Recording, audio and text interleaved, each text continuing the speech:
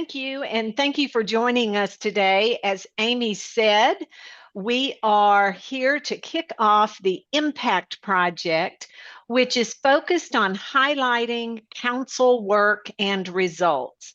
This is a new task to the TA contract this year. We're very excited about it. And we are thrilled that Jill Jacobs has agreed to lead us on this particular project. So let me tell you what our brief agenda is for the day. We are going to tell you what the purpose of this project is. And we have set an internal goal, but it's not just internal to us. For the DD network, we want to really be aggressive with a goal. And we'll talk about the primary topics for that we're going to focus a collection on, and then how to submit other topics. Our timeline, and we're going to talk about the process to share your work, and then we're happy to answer any questions you have. So with that, I'd like to introduce Jill Jacobs. All of you know Jill. She is the former commissioner of the Administration on Disabilities. And more importantly, she is now our fearless leader at the National Association of Councils on Developmental Disabilities. So, Jill, can you talk to us about the purpose of the project and our goal? I can. First of all, thanks. We've got, 59 people here. That's fantastic. I'd love to see so many people in attendance. And that means there's a lot of interest in this project.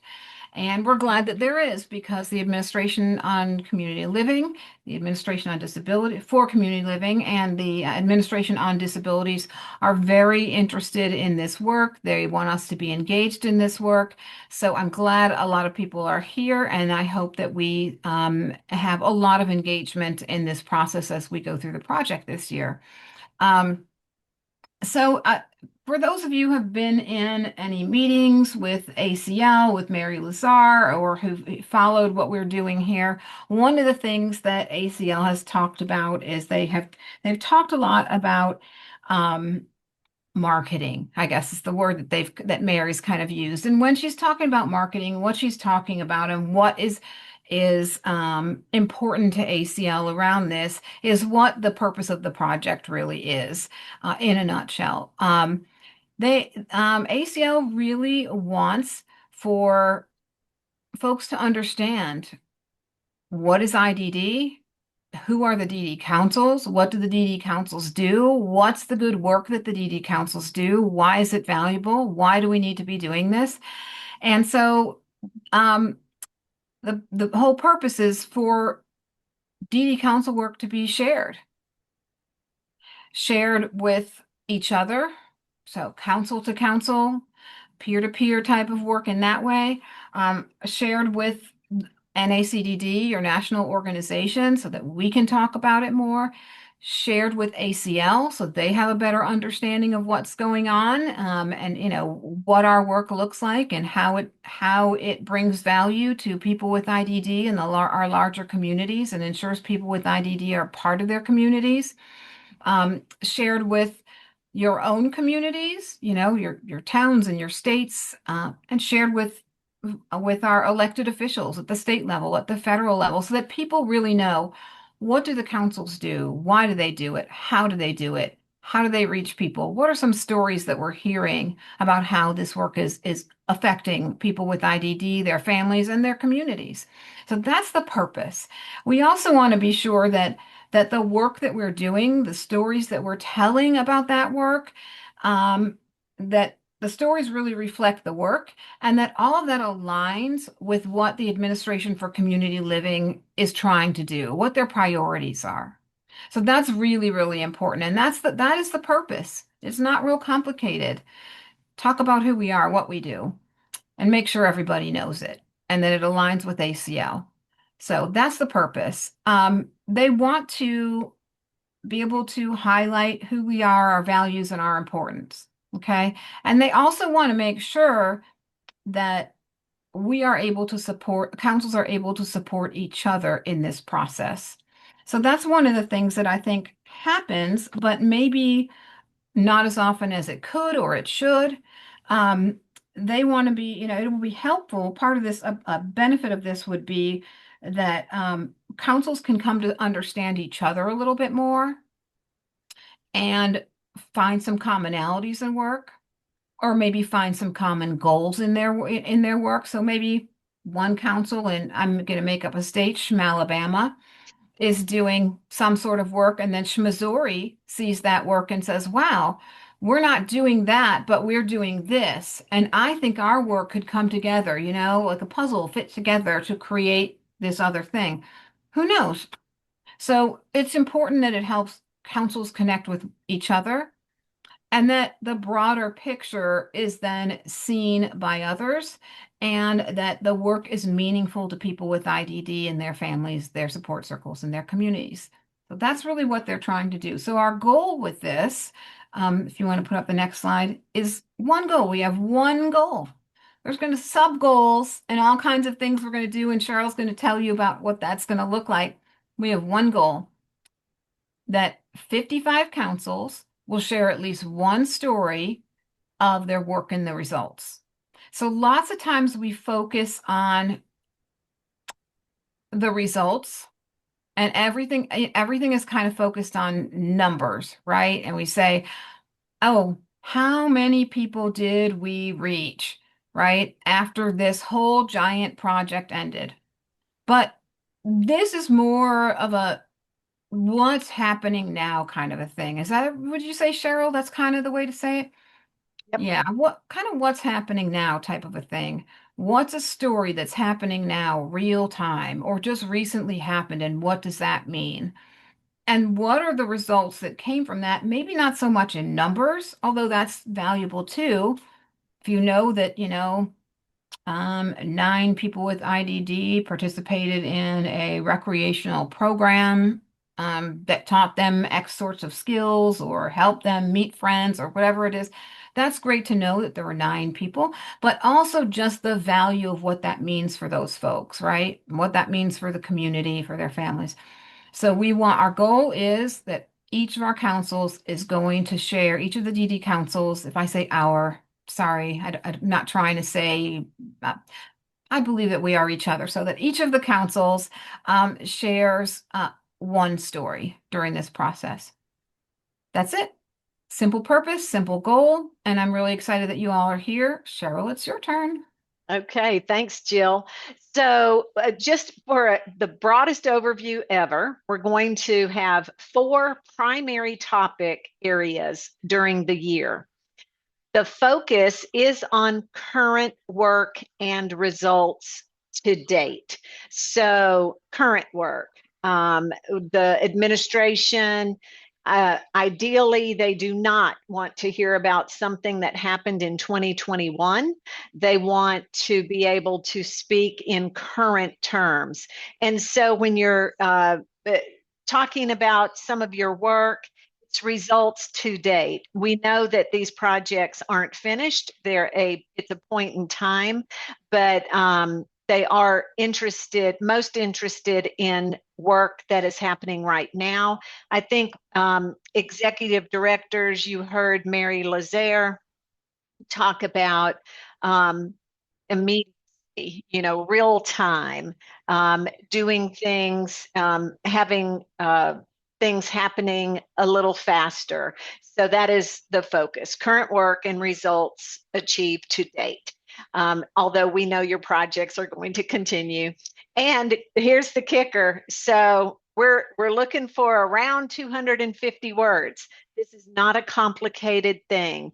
You are not being asked to write a thesis on anything. 250 words. And just try to hit it. Next slide. So let's look at our 4 primary topic information. And this is what is happening from today forward for the rest of this federal fiscal year, which will end on September 30th of 2026. Of course, you all most likely know that our first primary topic is on the topic of caregiving. So if you have work, and we've just kind of thrown some examples together. Of course, this is not limited. You all do very innovative things, so it's very difficult to capture your laundry list.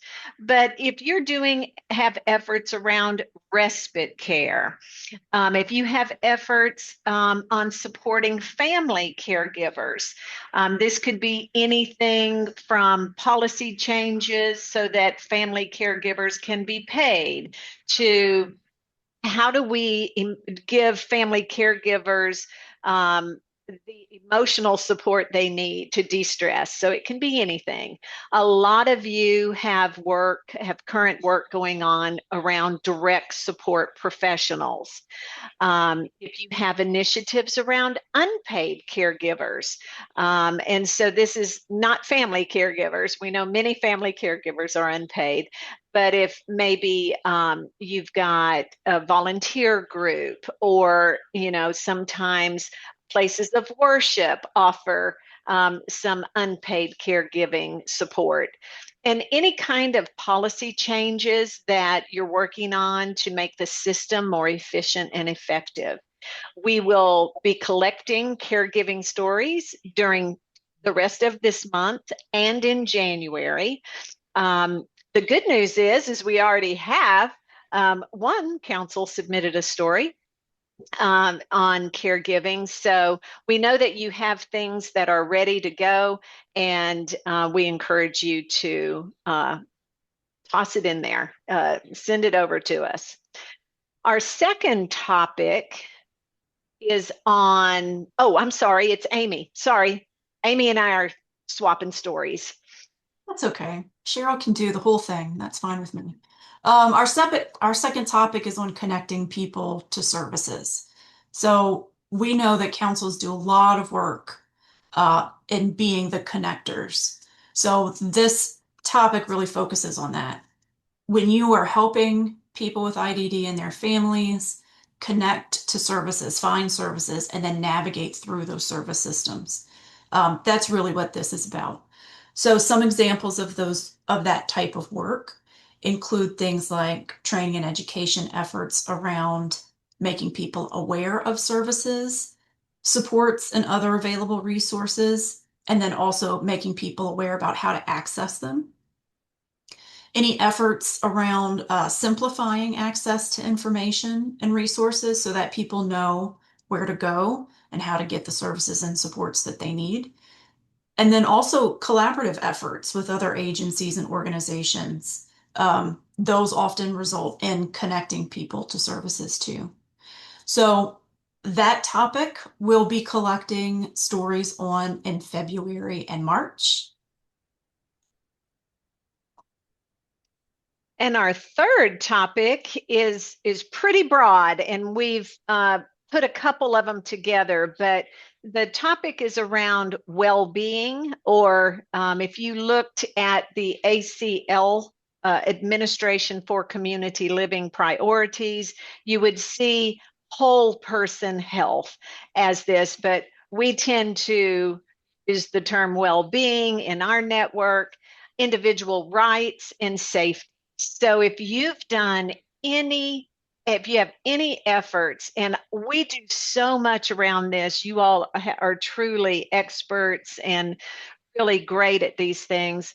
If you have initiatives on improving person-centered practices, a lot of councils took up self-care, healthy habits, teaching people how to eat healthier, how to exercise, and use, community-based recreation and exercise programs.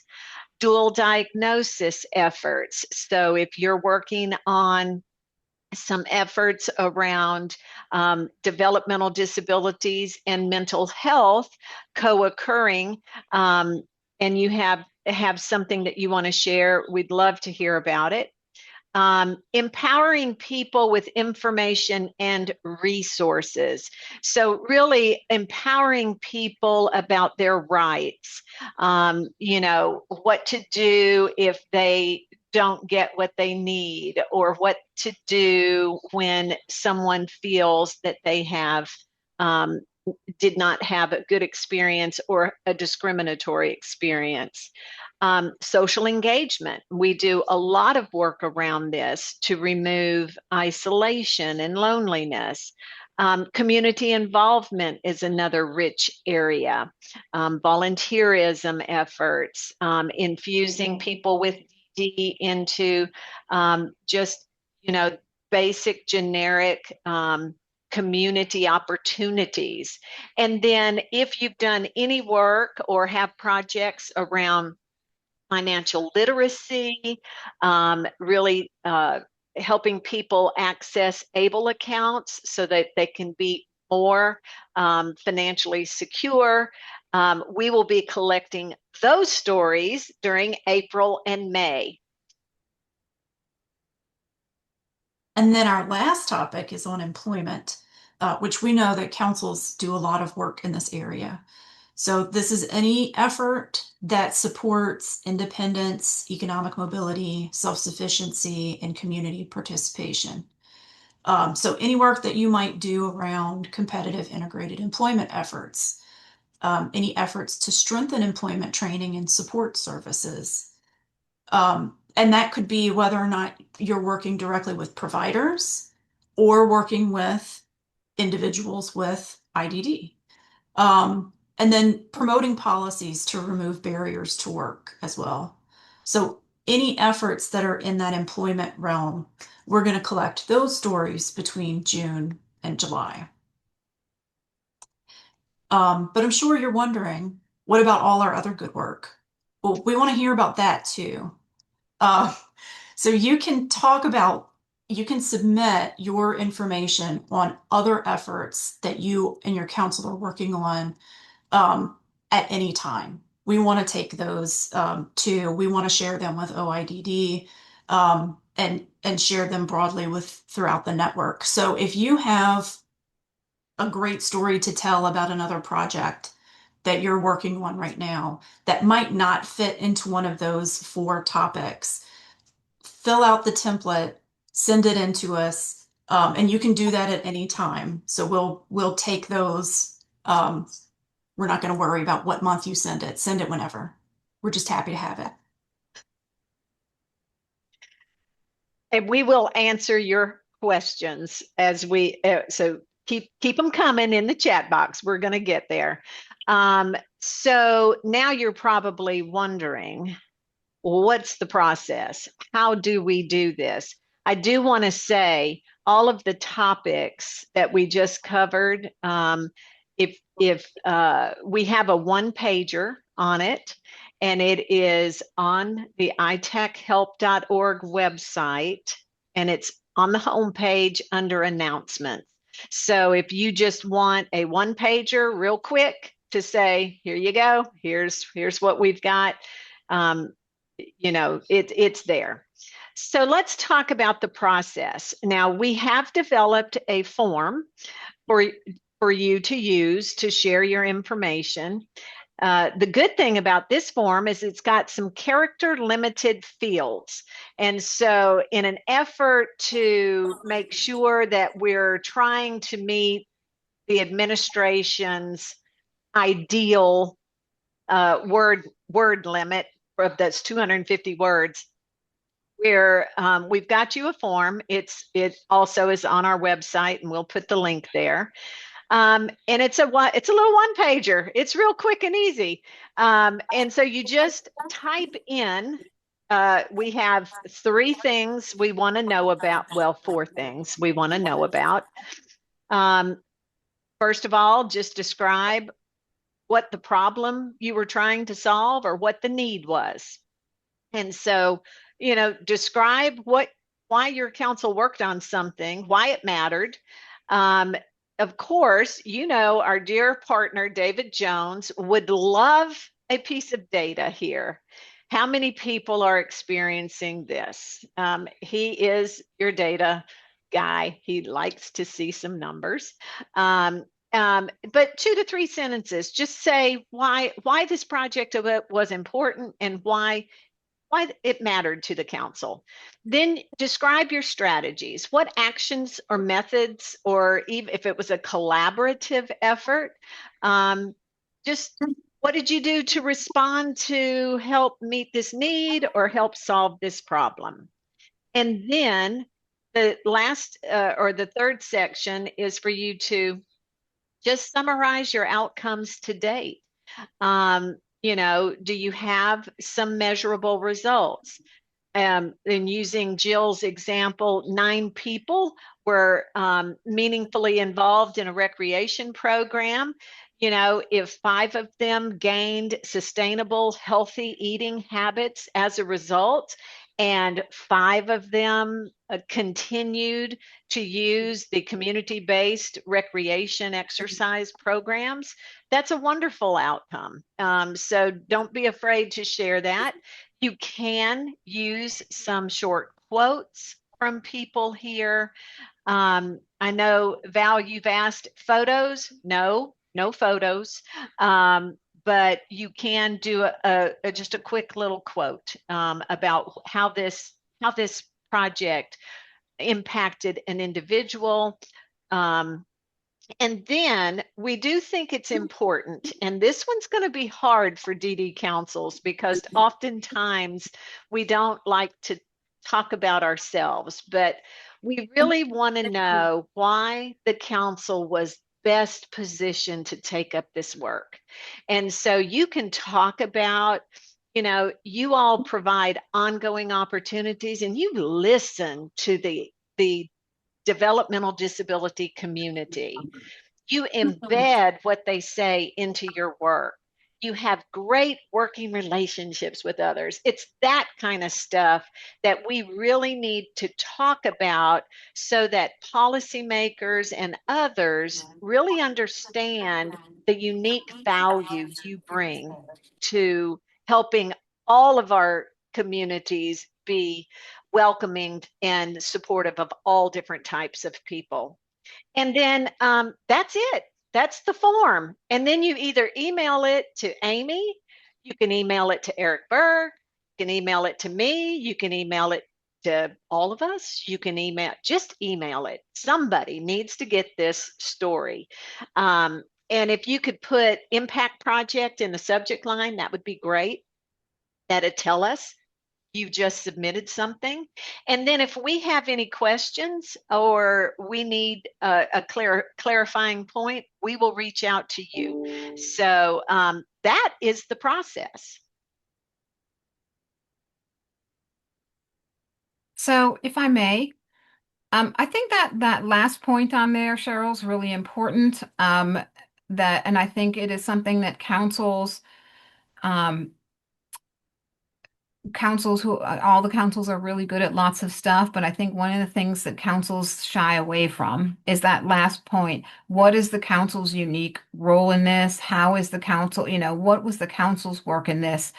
And so it's important that you all do fill that last part out and be thoughtful about that last part and highlight yourselves. Highlight your council. What was it may be a grant that went to some other organization, but you need to highlight your council's role in that, how valuable that is. I think that's a really important piece to be really aware of and to follow through on.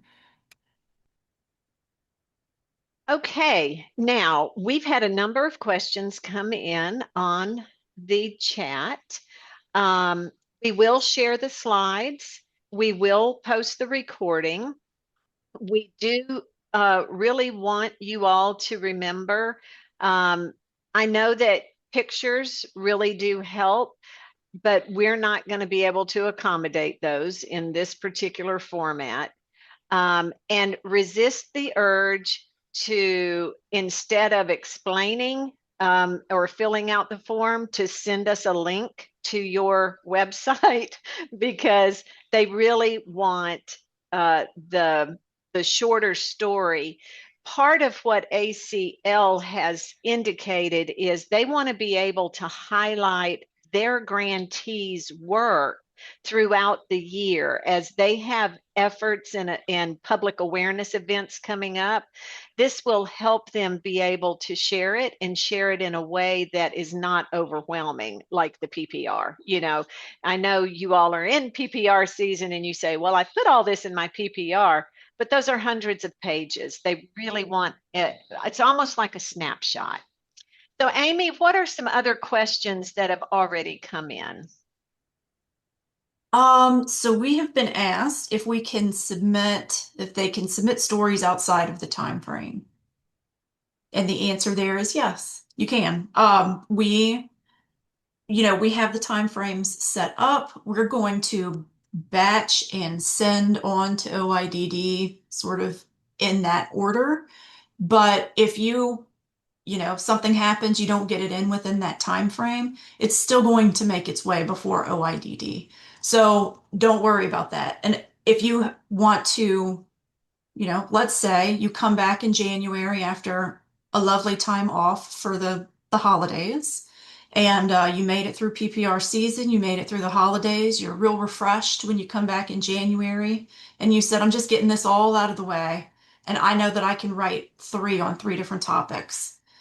Do it. Send them all in. That's great. All at the same time. That's fine. We'll hold on to them for the appropriate time and then we'll send them on when it's right. So you've got open topics. So you can send those at any time. And if you want to send something outside of the time frame, we're good with that too. We're collecting all the way through July. And I would say here that, your good works happen all the time, all year long. You're here all year.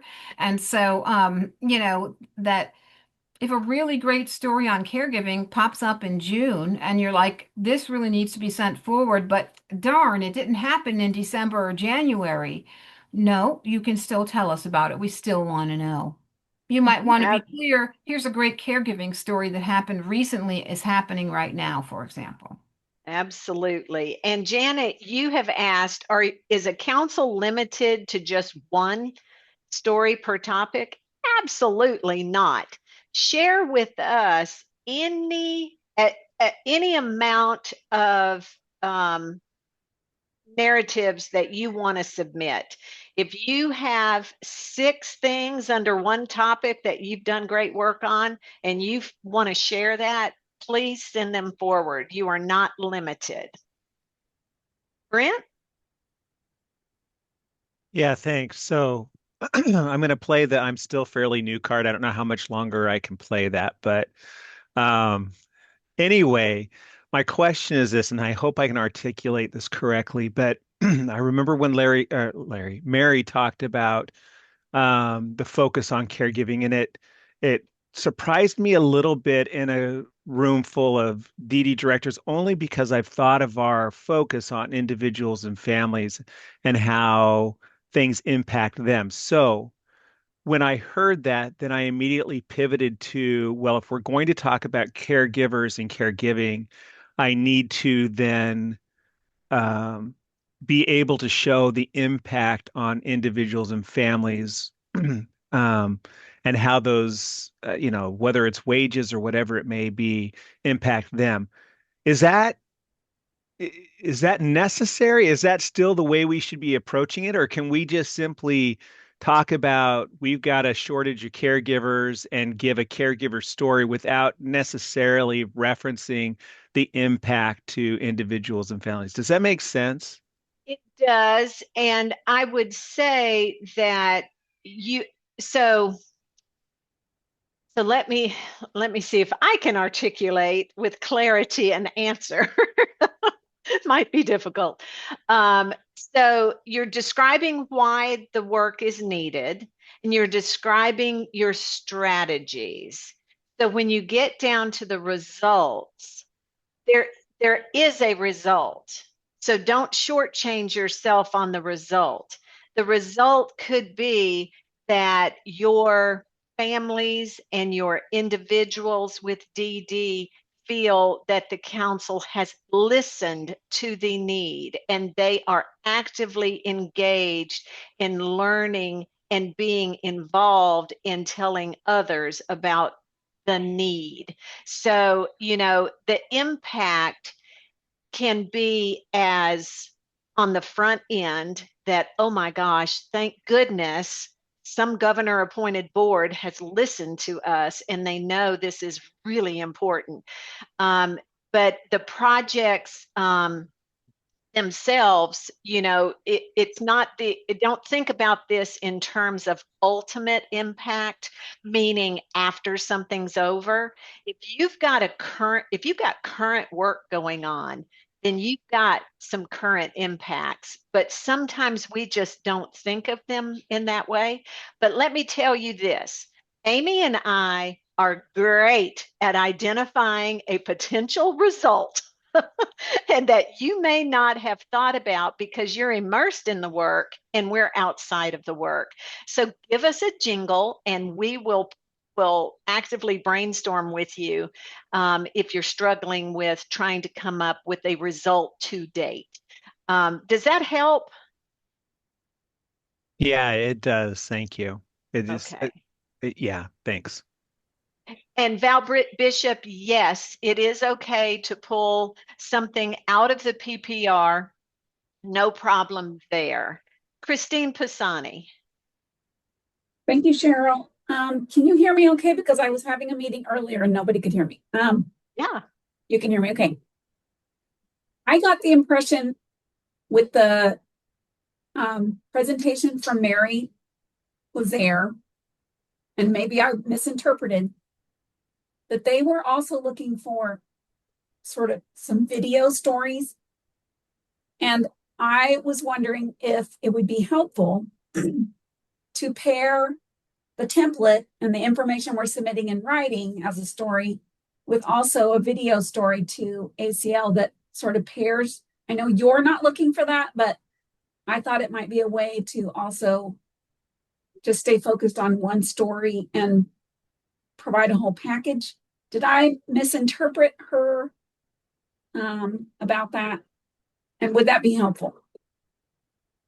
I always think sharing your work is helpful, and video stories are helpful. And so you all know that, I think you all know that over at the Office of Intellectual and Developmental Disabilities, they have a file on every council. And every time you send them something about your work, they stick it in the file so that it is easy to find when they need to share something related. So yes, I mean, if you want to, it's not necessary to pair what you share in this 250 word template with the same kind of project to go over to ACL. If you want to, it is great.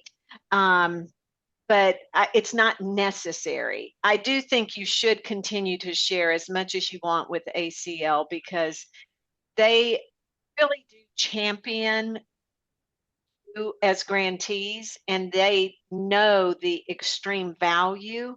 And you guys are really a really good bang for the buck in you really are. You have some incredible outcomes.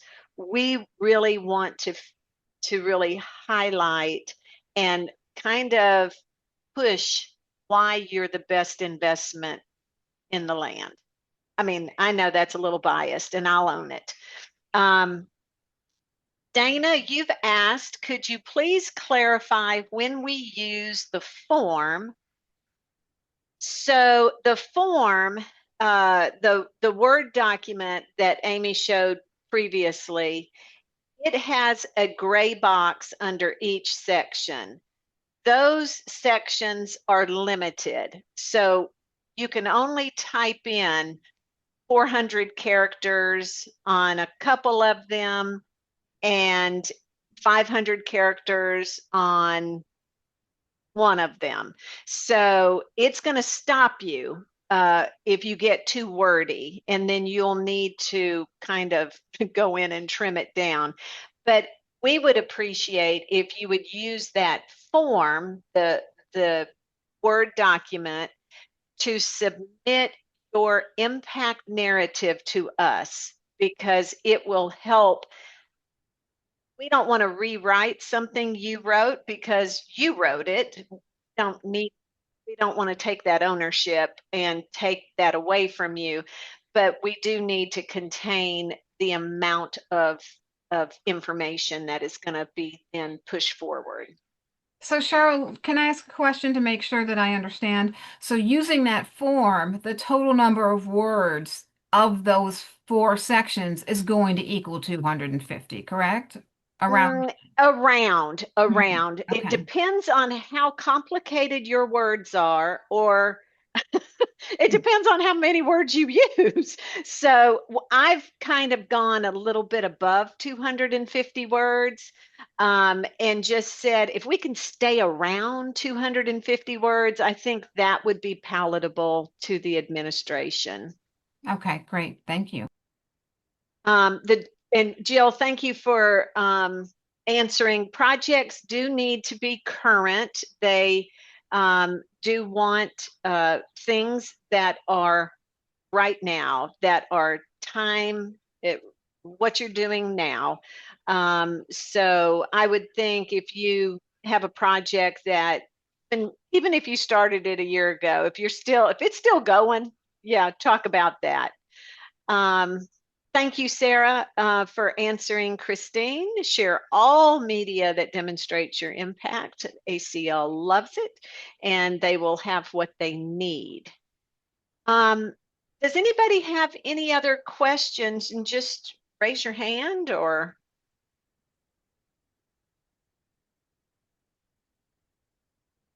This is Kristen from Nebraska. I'm sorry I didn't Hey. raise my hand. No, But you're good. I have a question related to the caregiving topic with an issue that's going on in our state right now. And it's negative, so I'm wondering, how do I message that? But our DD division, they're going to renew the aged and disabled waiver.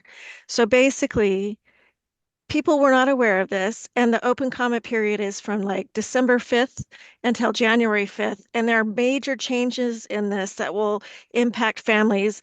There'll be a cap on what their budgets are, which could result in them going into institutional settings. There's a cap on how much caregivers can be paid. So it's very concerning time where all these caregivers were just on this call this morning and yesterday, and we're just like, this is terrible. This is going to devastate our family, that kind of thing. And we're, of course, going to submit public comment, and we're working with our DD network partners and others to do some advocacy work and call to action, that kind of thing.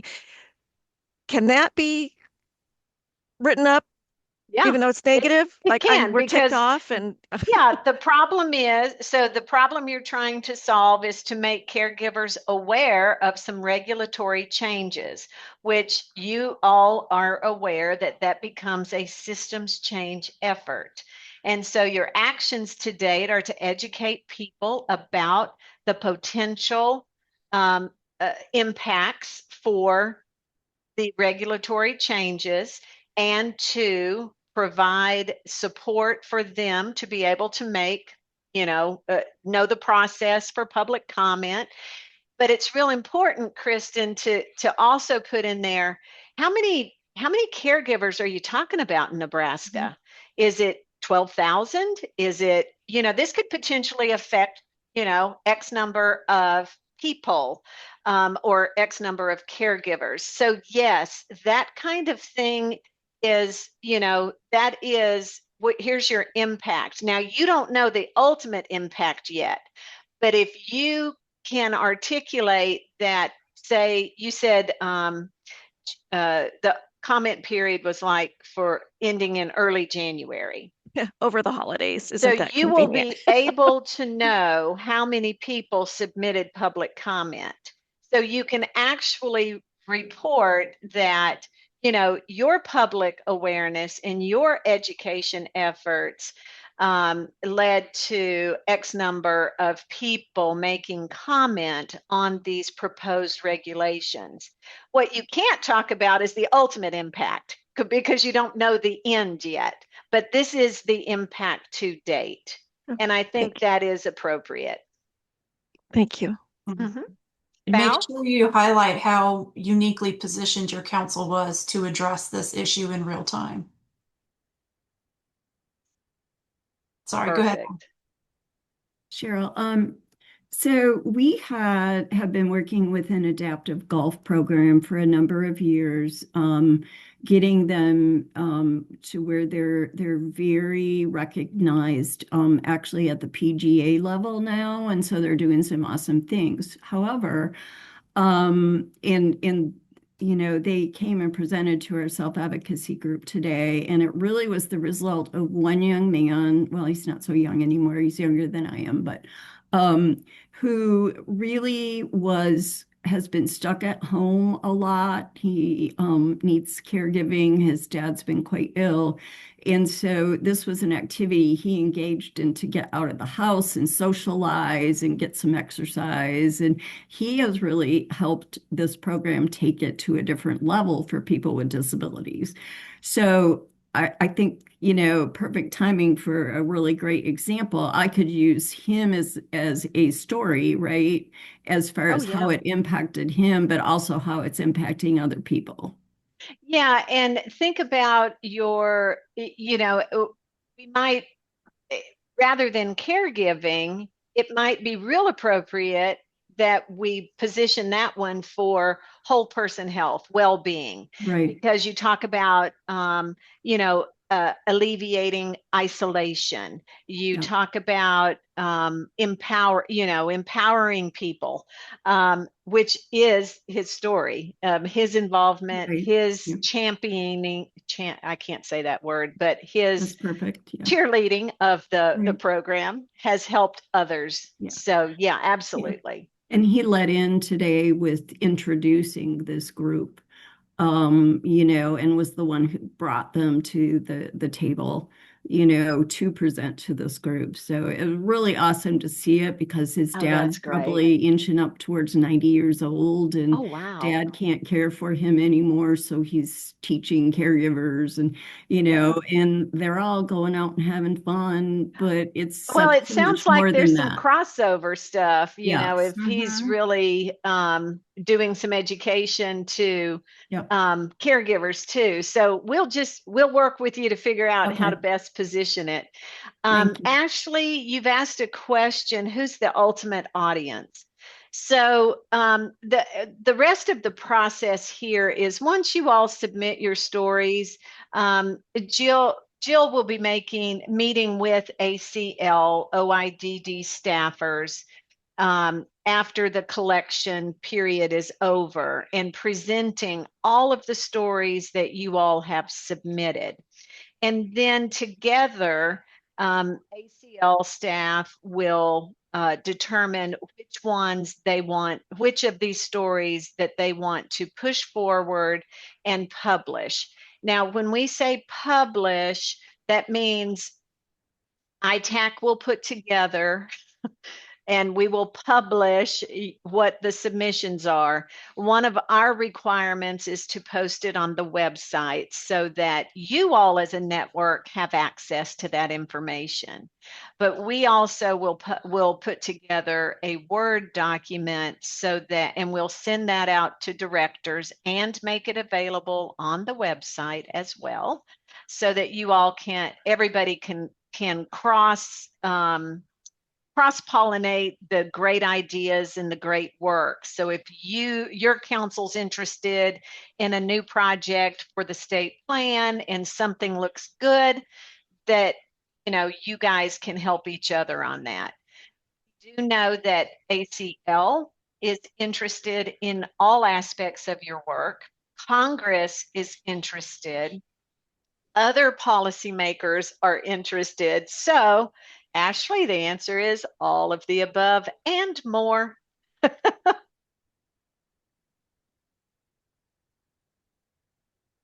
Okay, other questions?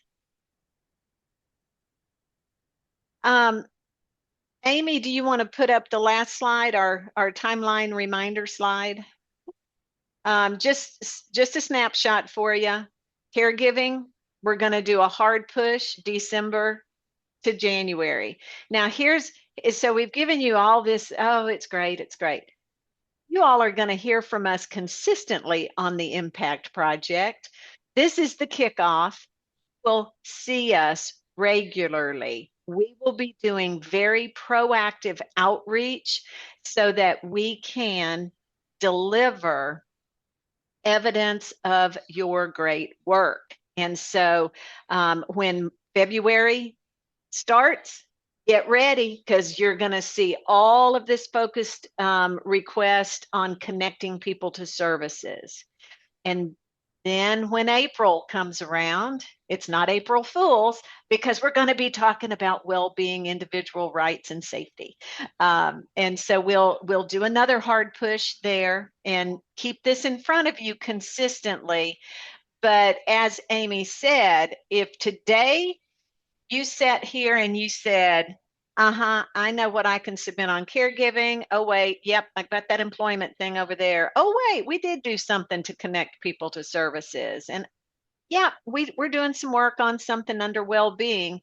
And you want to put all 4 of those together and send them? Send them. Do not wait. You do not have to wait for the collection. I'm just telling you, when these collection months come up, we're going to be all over it, reminding you we need these stories. We need your impact narratives. So it's kind of a nag. You know, you can call me a nag. I'll be nagging. Be fine. And you know, I said our goal was 1 story from each council. So that's, you know, I would love to have 1 story in each topic area, at least from each council. Personally, just saying. She's got high goals. Mhm. Okay, so if you need anything, we do have, you can reach us at any time. You can email us.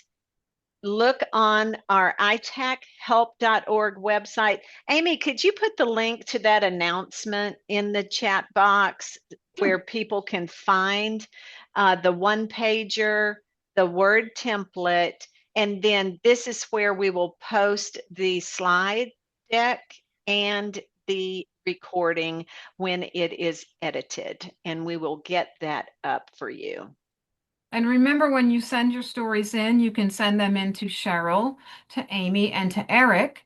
And you want to put in the subject line. What do we want them to say in the subject line, Cheryl? Impact Project. Impact Project story, Impact Project.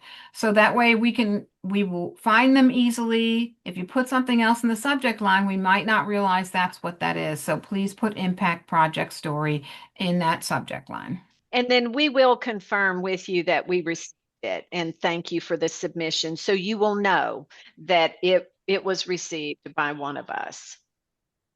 When you all are ready, you can log off this call. If you need to ask any questions, Amy and I will end the recording, but we will stay on in case you have further questions. Thank you all.